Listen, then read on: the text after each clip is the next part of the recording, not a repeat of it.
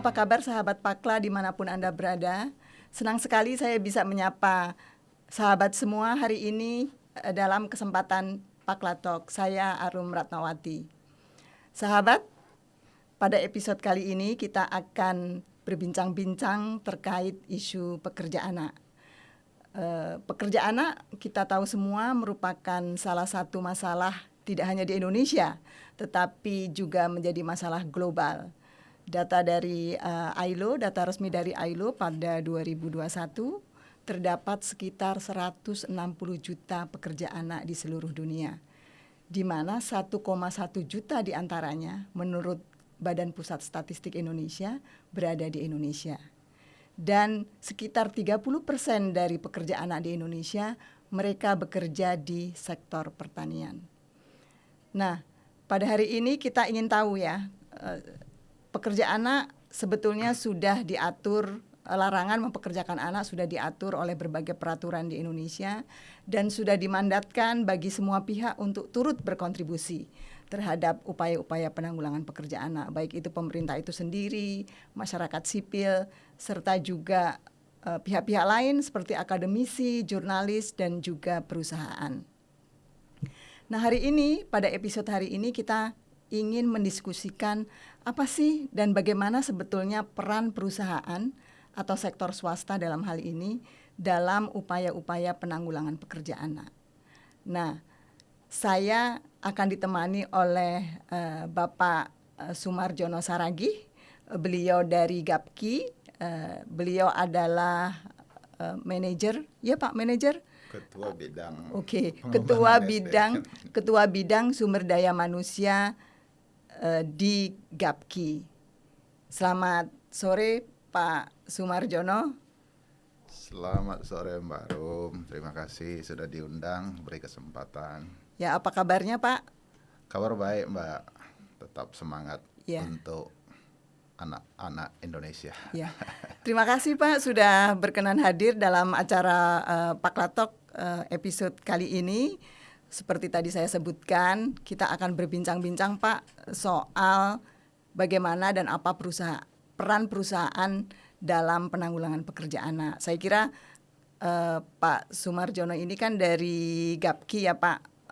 Jadi mungkin sebelum kita menggali lebih lanjut, bisa dijelaskan sedikit Pak, apa itu Gapki? Sehingga mungkin pendengar kita, kawan-kawan sahabat Pakla bisa memahami lebih jauh apa itu Gapki. Ya, terima kasih Mbak Arum dan sahabat Pakla. Gapki itu gabungan pengusaha kelapa sawit Indonesia. Jadi adalah organisasi sukarela para pengusaha sawit. Gitu. Sifatnya sukarela, oleh karena itu tidak semua perusahaan menjadi anggota Gapki gitu, karena ada iurannya. Gitu. Kemudian anggota kita adalah perusahaan, dan untuk diketahui sawit Indonesia itu kan 58% itu perusahaan, dan itu perusahaan itulah yang sebagian menjadi anggota Gapki. 42% itu petani. Kenapa ini saya ceritakan? Karena nanti ada kaitannya dengan anak gitu ya.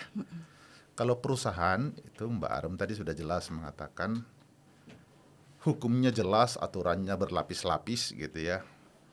Mata banyak melihat gitu bahwa tidak boleh ada pekerja anak gitu. Tapi framingnya memang seringkali industri sawit ini ya masih menyimpan masalah itu gitu.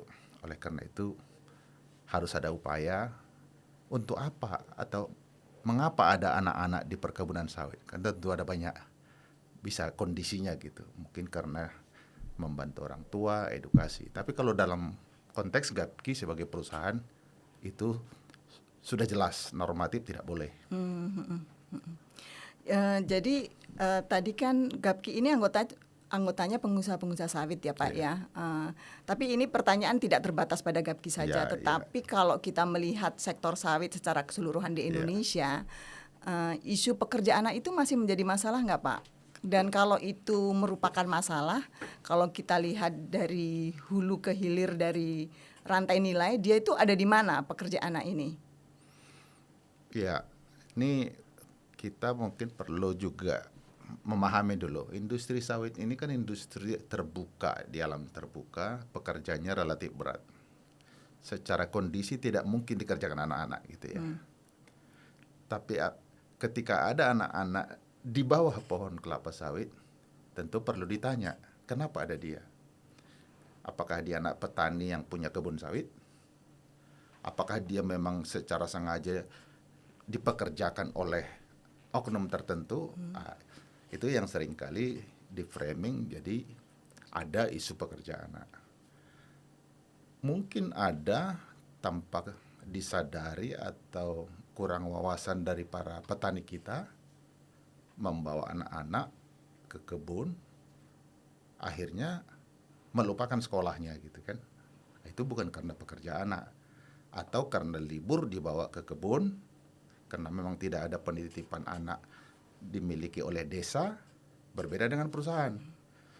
Kalau perusahaan yang sudah standar itu, kalau ada anak-anak di kebun itu disediakan sekolah, tempat penitipan anak. Kalau nggak ada sekolahnya, diantar ke sekolah, ada kendaraannya. Jadi kalau ada isu pekerjaan di perusahaan, ya itu saya pikir nggak masuk akal gitu. Nah, sekarang tapi faktanya publikasi, tudingan ada. Oleh karena itu perlu kita bedah gitu lah. Kalau memang ada di tingkat rantai pasok, nah itu yang perlu kita, kenapa ada? Mungkin butuh edukasi, butuh fasilitas penitipan anak. Tapi secara kondisi kerja tidak mungkin di kebun sawit itu dikerjakan anak-anak. Kalaupun ada mungkin hanya ngutip brondolan yang kecil-kecil gitu ya. Ya, jadi kemungkinan adanya pekerja anak itu ada di rantai pasok ya.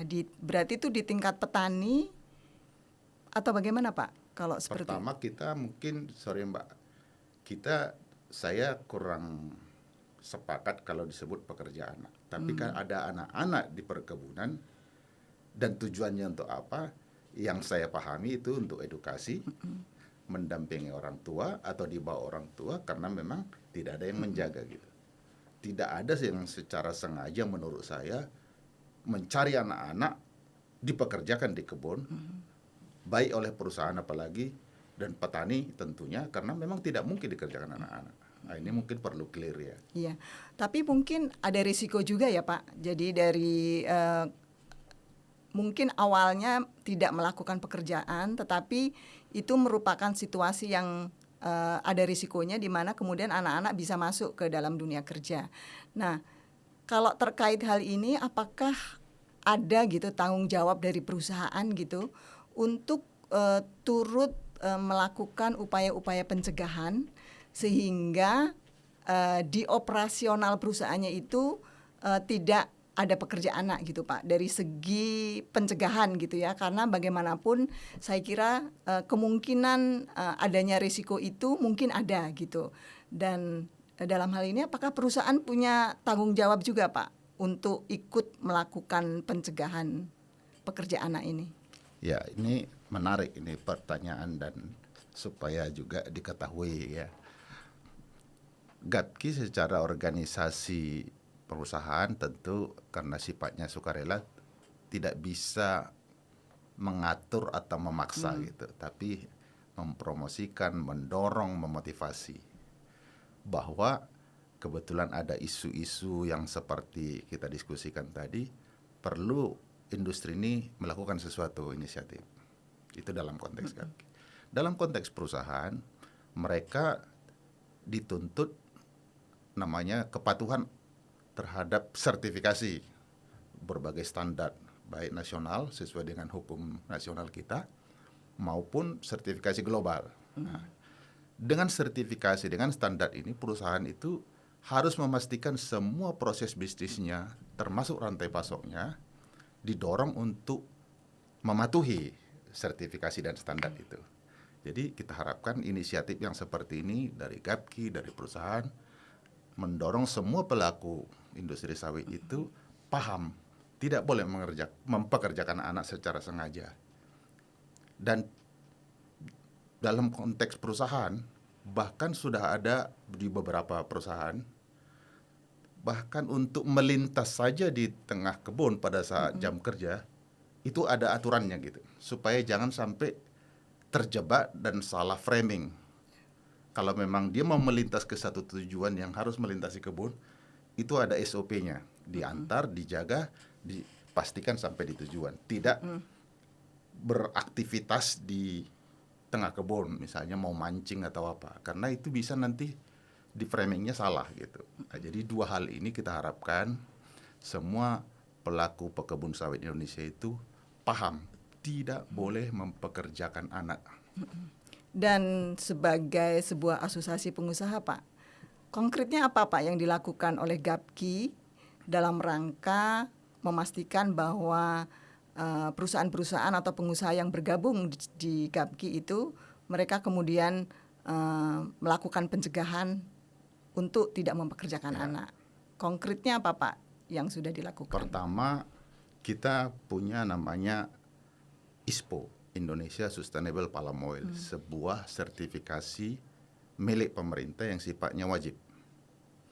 Semua anggota kita bantu, kita dorong supaya semua mendapat sertifikat itu. Ketika sudah mendapatkan sertifikat itu, kita harapkan para perusahaan itu sudah terbebas dari isu, tuduhan ataupun praktek yang menyangkut dengan anak yang salah treatment gitu. Kalau sekedar edukasi ya boleh, tapi ada aturannya. Itu salah satunya. Yang kedua, kita juga mendorong kepatuhan yang lebih jauh dengan berkampanye. Alat kampanye kita buku. Kita susun termasuk dengan Paklah panduan bagaimana praktek baik di sawit itu memperlakukan anak. Kita sebut sawit Indonesia ramah anak. Jadi isunya bukan pekerja anak, tapi sawit ini ramah anak. Apa itu artinya? Dalam buku itu kita tuliskan apa yang harus kita penuhi, kita hormati dan kita penuhi dalam konteks hak anak. Kemudian praktek baik apa yang dimiliki kebun. Di banyak perkebunan anggota kita itu ada banyak hal yang baik yang bisa menjadi contoh. Tempat penitipan anak dibangun sedemikian rupa aman, nyaman gitu. Untuk memastikan anak-anak tidak keluar dari zona yang bisa disalahpahami. Sekolah, kita pastikan anak-anak itu bersekolah. Karena itu menjadi tanggung jawab perusahaan juga. Kalau tidak ada sekolah di kebun, diantar ke sekolah terdekat. Sediakan bus. Kalau memang di sekolah terdekat nggak ada, bahkan ada perusahaan membangun sekolah SD, SMP, sampai SMA. Itu semua gratis. Gitu. Jadi, bahwa sawit ini sering disalahpahami, itulah tugas kita. Gitu. Bahwa sawit ini tidak mempekerjakan anak, justru sebaliknya. Bahwa industri atau bisnis yang ramah anak dengan segala macam fasilitas tadi. Sekolah gratis kalau memang itu dimiliki kebun, tidak dikutip lagi. Buku dikasih, segala macam fasilitas di kawasan disediakan. Nah, itu contoh-contoh bagaimana industri ini terus makin lebih baik dari waktu ke waktu. Gitu. Iya. Jadi kalau boleh saya pahami ya Pak, pendekatannya mungkin jadi lebih luas daripada hanya pencegahan pekerja anak, tetapi lebih kepada perlindungan anak secara keseluruhan, gitu ya. Tapi apakah memang itu menjadi tanggung jawab dari perusahaan, Pak? Apakah ada misalnya aturan-aturan yang menyatakan bahwa perusahaan harus turut bertanggung jawab gitu atas kesejahteraan anak-anak di lingkungan perusahaannya gitu? Ya, ini memang banyak alasan dan motivasi ya. Pertama, motivasi yang basic itu adalah hukum nasional kita. Sebagai perusahaan, kita wajib memenuhi itu kan. Tidak boleh mempekerjakan anak. Makanya pekerja kita itu harus di atas 18 tahun. Itu salah satunya. Dan beberapa aspek lain tentunya persyaratan. Yang kedua, sawit ini adalah komoditi global. Artinya 60-70% ini dijual ke pasar global. Jadi tidak ada pilihan, kita harus juga menyesuaikan diri dengan apa tuntutan global itu. bahasa populernya itu sustainability gitu, dengan berbagai macam indikator. Jadi secara regulasi negara, tuntutan pasar, dan tentu tanggung jawab tadi, tanggung jawab moral, tanggung jawab nilai sebagai industri yang besar, industri yang baik, ya tentu harus juga melakukan sesuatu yang lebih besar hanya sekedar normatif. Dan itu dilakukan banyak anggota kita, klinik, rumah sakit, sekolah, SD, SMP, SMA disediakan. Jadi ini kita harapkan bisa menjadi inspirasi kepada semua pekebun bahwa industri ini melakukan praktek yang baik untuk melindungi, menghormati, memenuhi anak. Ya. Nah, kalau kita bicara kan mungkin tidak mudah ya Pak ya, tadi untuk GAPKI sendiri maupun perusahaan-perusahaan itu dalam rangka melaksanakan program-program. Artinya gini, apakah kesadaran bahwa perusahaan itu harus mengupayakan kesejahteraan dan perlindungan anak di lingkungan perusahaannya itu kan bukan sesuatu yang diterima begitu saja ya. Tentu mungkin barangkali ada tantangan yang dihadapi oleh GAPKI mungkin dalam rangka melakukan advokasi kepada perusahaan-perusahaan untuk melakukan hal ini, atau dari perusahaan sendiri Pak. Kira-kira tantangannya apa ya? Mungkin yang pertama dari GAPKI sendiri, lalu dari perusahaan, karena tentu itu satu perlu membutuhkan komitmen ya, kedua tentu juga harus ada biaya gitu. Nah, apakah ini sesuatu yang mudah gitu diterima oleh perusahaan untuk melakukan upaya-upaya perlindungan anak ini, atau bagaimana tantangannya? Ya, responnya tentu bervariasi ya. Ada yang cepat tanggap karena paham dan urgensi dari tuntutan bisnis gitu. Tapi kata kuncinya yang kita lakukan adalah kolaborasi gitu. Nah, apapun isunya akan sangat lebih cepat dan efektif kalau kita libatkan semua pihak atau pihak-pihak yang terkait, pihak kunci gitu ya. Salah satunya partner kuncinya adalah serikat buruh. Ya. Serikat buruh yang menjadi mitra bipartit dalam konteks hubungan industrial juga harus paham gitu bahwa ada hal-hal yang harus dipenuhi industri ini. Sehingga serikat buruh posisinya juga mengingatkan, memastikan bahwa anak-anak mereka juga terlindungi dengan berbagai macam fasilitas. Dan itu sudah kita lakukan, bahkan kita bersepakat dengan 10 federasi serikat buruh besar. Mereka bersepakat dalam sebuah jejaring untuk mendorong isu-isu yang salah satunya ini, samping ada isu-isu perburuhan lainnya. Jadi melibatkan partner kunci, serikat buruh, perusahaan, asosiasi perusahaan, perusahaan dengan serikat buruh di tingkat tapak, kemudian juga para stakeholder yang ada di sana, NGO ya seperti Pakla, Jarak, dan beberapa yang lain. Ini membuat ilmunya makin lengkap, aktornya makin luas, jadi pekerjaannya bisa berbagi dan tentu bisa lebih efektif. Pemerintah lokal salah satu ya aktor kuncinya tentunya. Iya, jadi kolaborasi ya Bang ya. Ya, tapi kolaborasi itu kan nggak mudah ya. Artinya untuk bisa berkolaborasi itu terutama misalnya antara perusahaan dengan kawan-kawan dari masyarakat sipil, lalu juga dengan bagian dari masyarakat sipil juga adalah serikat pekerja gitu. Apa Bang tantangannya ya? Lalu apa yang sudah dilakukan oleh GAPKI sehingga bisa mendudukkan semua pihak ini untuk berkolaborasi gitu. Saya tahu tantangannya pasti tidak mudah dan mungkin juga butuh proses ya. Ya. Tantangannya pasti tidak mudah lah ya. Tapi satu hal, kalau bisa kita lakukan dengan konsisten, dengan cara dialog, itu semua kepentingan nanti akan menemukan jalannya gitu. Akan ada irisan-irisan kepentingan, tetap mungkin masyarakat sipil punya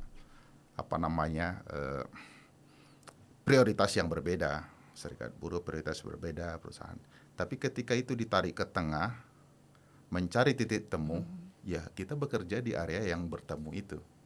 Supaya itu bisa ketemu di tengah, tentu satu kata kuncinya, dialog, kan begitu.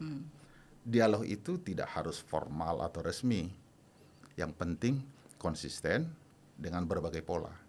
Bisa sambil santai, sambil ngopi, kita cari ide, tidak harus di ruang rapat dengan format yang kaku gitu kan. Nah, itu pengalaman-pengalaman yang kita lakukan, akhirnya kita bisa melihat yang selama ini agresif bahkan jadi mitra yang progresif. Nah, itu berkat apa? Berkat dialog tadi gitu. Ada keterbukaan yang menahan berbagai kepentingan yang tidak bisa dipertemukan, itu menjadi satu kunci sih. Untuk kolaborasi ya, Bang untuk ya. Kolaborasi. Ya. Saya ingin kembali ke tadi peran dari serikat pekerja, Bang. Jadi kalau di dalam sebuah perusahaan peran serikat pekerja khususnya untuk pencegahan pekerja anak ini apakah masuk ya, Bang, ke dalam misalnya perjanjian kerja bipartit antara perusahaan dan serikat pekerja, atau lebih kepada kegiatan-kegiatan seperti kampanye dan sebagainya, atau memang masuk, artinya gini, bahwa kemudian perusahaan itu menghormati hak dari serikat pekerja untuk turut melakukan pencegahan pekerja anak di perusahaan tersebut menggunakan mekanisme-mekanisme perburuhan yang ada, atau hanya lebih ke kampanye saja? Kalau kita tarik ke level yang lebih tinggi ya, global, itu ada 5 fundamental principle and right at work katanya, atau hak dasar yang prinsip yang dimiliki oleh seorang pekerja. Pertama, kebebasan berserikat. Kemudian boleh ada diskriminasi. Tidak boleh ada pekerja anak. Harus ada kesetaraan. Harus ada kondisi kerja yang aman dan membuat pekerja itu selamat. Ini hak-hak dasar konvensi yang sudah diatur ILO dan sudah diratifikasi hukum negara kita. Jadi oleh karena itu, serikat buruh tanpa dituliskan di dalam PKB, itu artinya sudah menjadi bagian yang melekat dan sudah menjadi bagian ya kewajiban yang harus dilakukan oleh perusahaan. Kalau mau dituliskan di dalam PKB, bagus sekali, karena itu PKB atau perjanjian kerja bersama itu adalah buah dari proses negosiasi, dialog sampai kesepakatan. Nah, ini kita terus dorong supaya ke level kesepakatan itu menjadi salah satu yang kita adopsi gitu, supaya kepemilikan dari sebuah poin itu menjadi milik bersama karena disepakati. Serikat buruh peduli dengan anak-anaknya akan hak-hak yang harus dipenuhi, perusahaan juga paham akan kewajiban hukum normatif konvensi ILO tadi. Jadi poinnya adalah bagaimana kesepakatan itu dan dimiliki oleh dua pihak dari sisi tanggung jawab, hak dan kewajiban gitu. Dari perusahaan itu ya, Bang ya. Sepertinya cukup banyak ya yang sudah dilakukan oleh GAPKI untuk mendorong anggotanya untuk menerapkan atau mengimplementasikan apa yang sudah menjadi ketetapan-ketetapan menurut hukum di Indonesia. Tadi ada didorong untuk mendapatkan sertifikasi yang tentu di dalam sertifikasi itu juga merefleksikan kepatuhan-kepatuhan terhadap hukum yang ada di Indonesia, termasuk tidak diperbolehkan mempekerjakan anak ya. Lalu di perusahaan juga sudah mulai tadi sudah ada contoh-contoh baik ya. Konkretnya apa gitu yang sudah dilakukan oleh perusahaan, juga sudah dilakukan gitu. Nah, ke depan apalagi nih Bang Soemarjono yang perlu dilakukan dalam rangka menjaga bahwa anak-anak ini tetap terlindungi ya, anak-anak, utamanya anak-anak yang ada di lingkungan perusahaan. Ke depan rencananya bagaimana, Bang? Yang sudah kita lakukan GAPKI dengan Pakla tentu baru satu langkah kecil gitu ya. Kata kuncinya adalah setiap pelaku atau aktor kebun itu melakukan hal yang sama gitu ya. 16 juta pekerja di sawit di 160 kabupaten kota di Indonesia, di puluhan pulau. Tentu ini bukan pekerjaan yang mudah dikerjakan oleh siapa saja, apalagi GAPKI, organisasi yang sukarela gitu ya. Kami nggak bisa menghukum anggota kami hanya bisa memotivasi dan mendorong. Jadi bagaimana supaya sawit ini bisa menjadi industri yang membawa kemakmuran, kesejahteraan bagi Indonesia, karena sangat besar gitu ya. 16 juta hektar, 16 juta pekerja tadi, kalau masing-masing pekerja punya anak 1 atau 2, bisa kita bayangkan berapa besar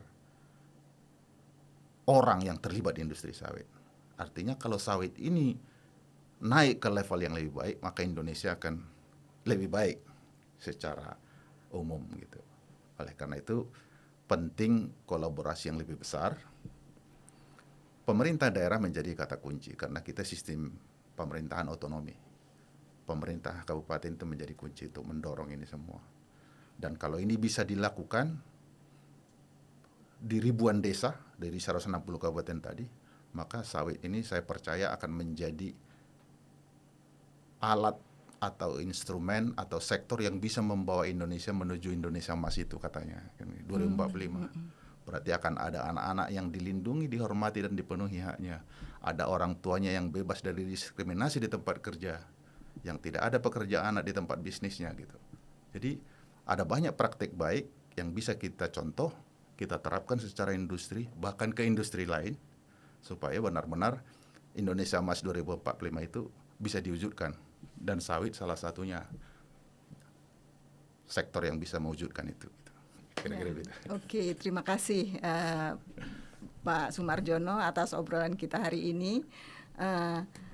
Kawan-kawan sahabat Pakla, saya kira kita mendapatkan banyak insight ya dari Pak Soemarjono terkait peran perusahaan atau sektor swasta dalam penanggulangan pekerjaan anak ini apa. Nah, tadi sudah dijelaskan juga oleh Pak Soemarjono, yang diambil adalah pendekatan yang lebih luas, yakni perlindungan anak, tidak hanya pencegahan pekerja anak. Jadi pencegahan pekerja anak merupakan bagian dari upaya-upaya perlindungan anak secara keseluruhan. Jadi ini sebuah pendekatan yang lebih luas, karena itu pendekatannya tadi adalah sawit Indonesia ramah anak ya, dan di situ sudah tercakup juga tidak hanya sekedar pencegahan pekerja anak, tapi bagaimana mengupayakan supaya anak-anak kita itu bisa tumbuh dan berkembang sesuai dengan potensinya, sehingga mereka nanti bisa berkontribusi terhadap Indonesia Emas 1945. 2045. 2000 ya, sorry ya Allah, 2045 Indonesia Emas yang dicita-citakan oleh kita bersama. Terima kasih banyak Pak Soemarjono atas bincang-bincangnya hari ini, dan juga terima kasih untuk para pendengar sahabat Pakla di luar sana. Salam dan assalamualaikum warahmatullahi wabarakatuh.